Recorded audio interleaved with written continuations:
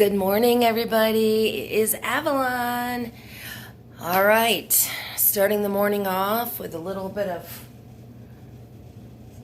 good mojo coming from my salt lamp, and got my Merlin behind me, my wizard, and so I want to tell you, though, that this morning I took some awesome kratom that my friend Nikki Jones sent me. I don't know the name of the vendor yet, but look at how much he sent me. And, we in the kratom community, we really stick together. We send each other samples. We really look out for each other, and I really appreciate. It's excellent kratom. So I cannot wait until I can tell you what the vendor is. I think it's a farmer straight from Indonesia, if I remember right. And so, yeah.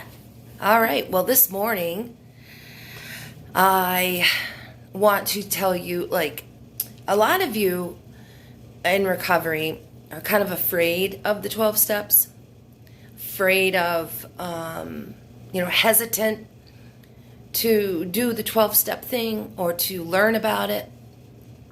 And so I kind of wanted to give you a safe explanation. You don't have to go to a meeting. You don't have to go out and buy a big book. I'm going to give you an overall rundown of what these so-called 12 steps are that everybody's talking about in the recovery community. And, a lot of channels are afraid to talk about them because there's people that are against AA. I used to be one of those people, guys. I was against it. It wasn't for me. Even though I knew nothing about it, I knew it wasn't for me. Craziness.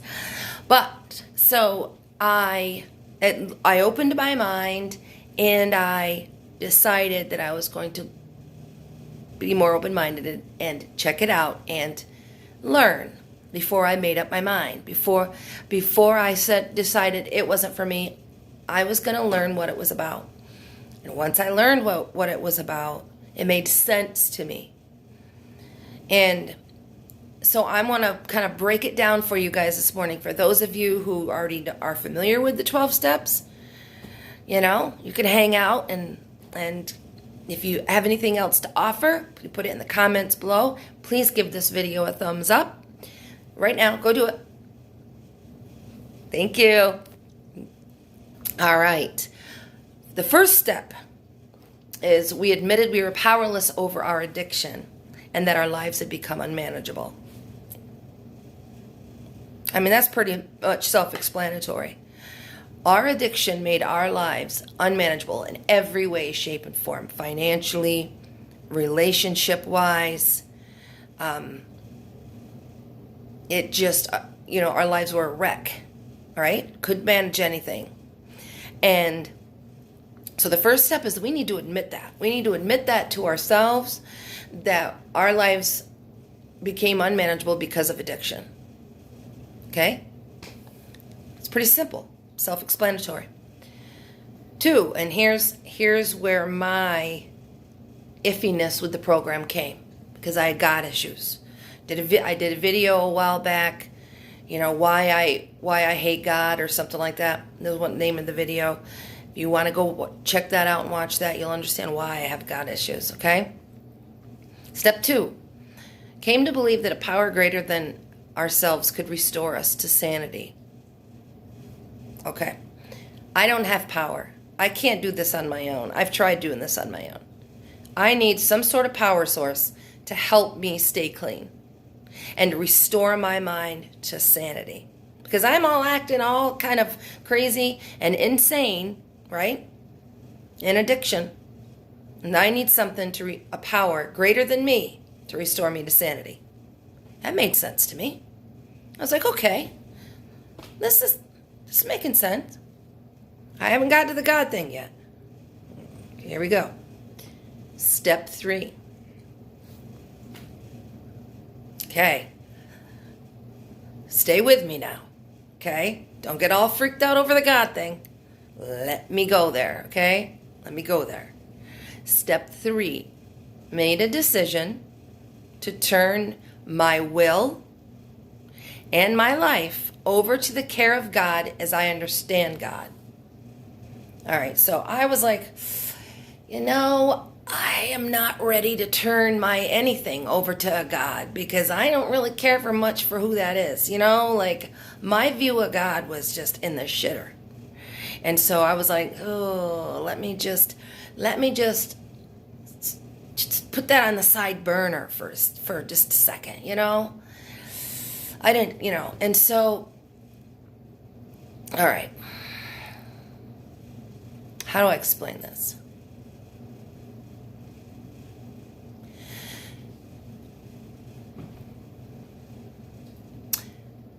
God doesn't have to be the Christian version of God.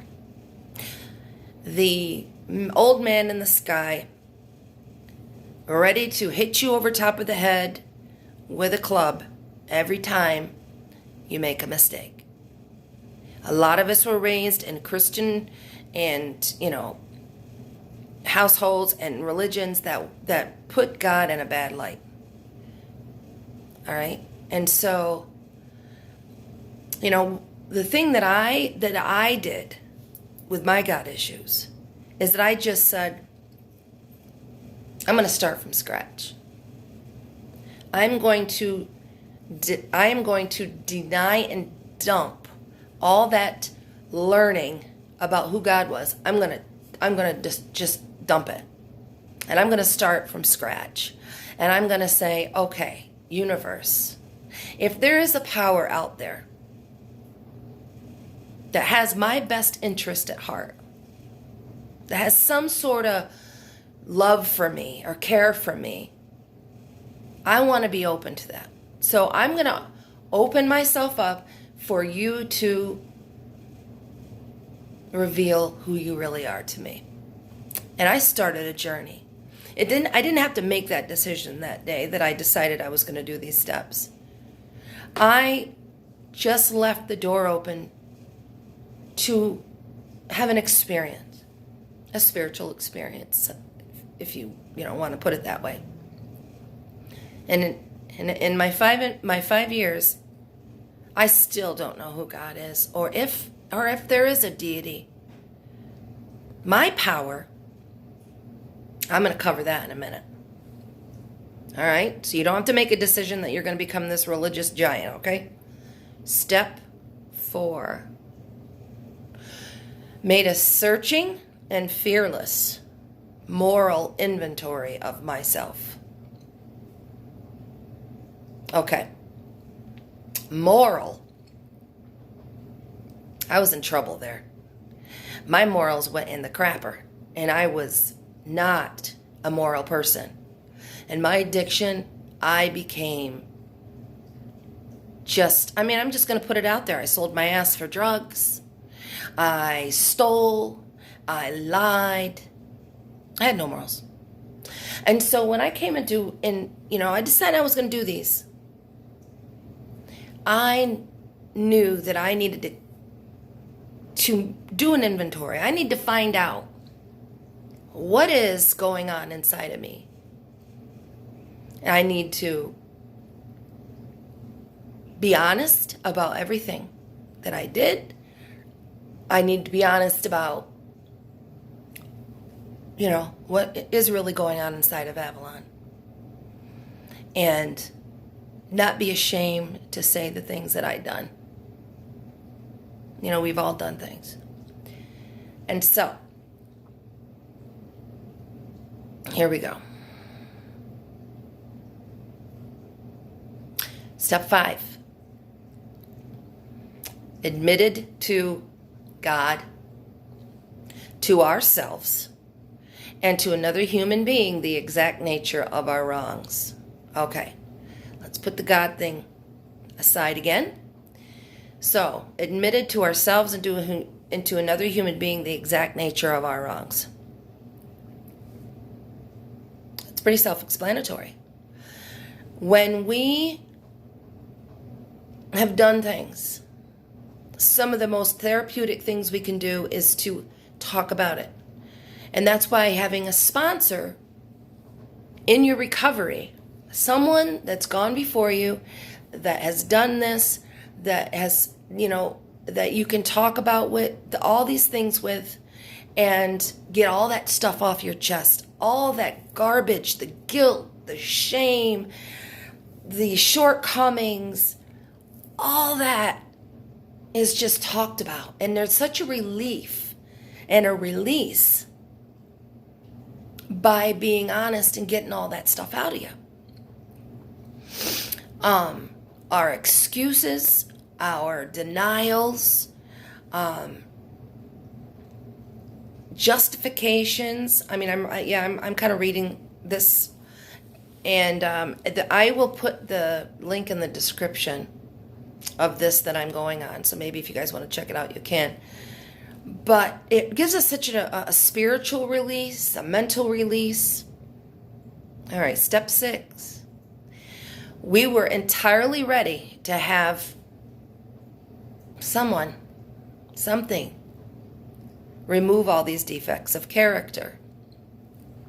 Now, I am not a believer that a God removes your defects of character. I don't think that there's somebody up there. After all, this program, the AA and NA program, are Christian-based. We all know that. I'm not afraid to say it. But you don't have to be a Christian. So, I don't believe that God comes and, boom, removes you of your defects of character. That's kind of like a wizard. That's kind of like Harry Potter. Boom, you're done. You're good. No, it's a lot of work. First, we have to identify them. And then we have to do a lot of work to change them. My defects of character. Requires a lot of work. But am I willing to get help from if there's something out there? Absolutely. To help reveal those things inside of me that I want to change. And be willing to do that. All right, step 7. Humbly ask God to remove our shortcomings.